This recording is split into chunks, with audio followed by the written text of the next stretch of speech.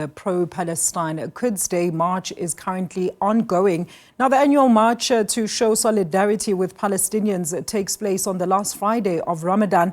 Let's now get the latest with our reporter, Vanessa Poonah, who's at the march. Vanessa, a very good afternoon to you. Talk to us about what is currently happening at the march and how is the turnout so far? Yes, good afternoon to you. And we are standing here in Anova Street. It is the official starting point of the annual Quds March here in Cape Town. You would know that this march takes place on the last Friday of Ramadan each year. And usually people start gathering at the Muir Street Mosque in District 6.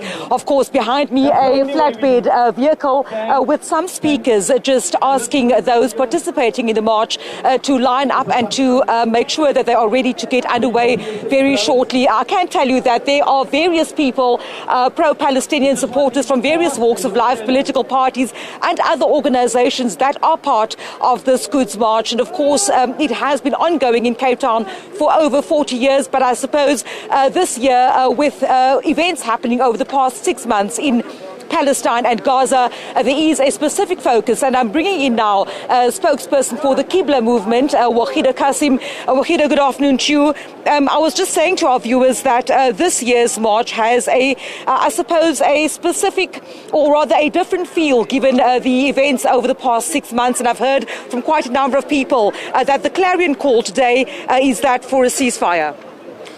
Good afternoon. As you know, the Qibla movement has been answering the call for solidarity with all the oppressed masses across the world, especially on this day of Quds Day. So for 44 years, we've been coming to the street to lay our demands at the doors of our parliament. Yes, this year it is particularly different.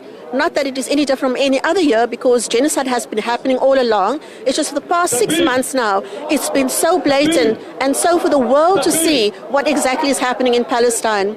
To date, we know that over 33,000 people have been murdered. 14,000 of them have been children. Over 77,000 have been injured. 77,000, yes, have been injured.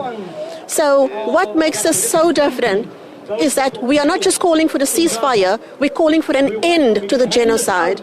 You are going to march to Parliament in a short while. I see the march is due to get underway right now. We have in the past had various movements calling on government to act in as much as the South African government has taken Israel to the International Court of Justice. What will your memorandum or your call to Parliament, what are you asking for on this day today, which is different, I suppose, from what you may have asked in previous years? In previous years, we have in fact mentioned the genocide that is happening. Right now, like I said, because it's clear for the world to see. You don't need even to go and look for the definition of genocide. It is right there staring you in the face. So our first demand to our government is to actively engage in the process of calling for an end to this genocide. Secondly, we're also asking them to sever all diplomatic and political and economic ties with the Zionist terrorist state of Israel.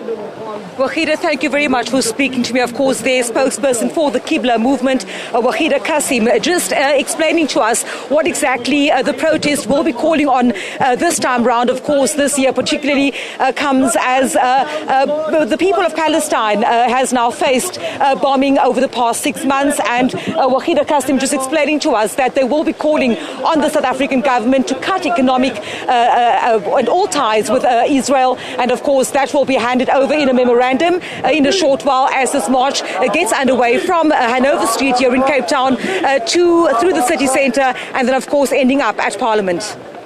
For that is SABC News reporter Vanessa Poonah in Cape Town for us.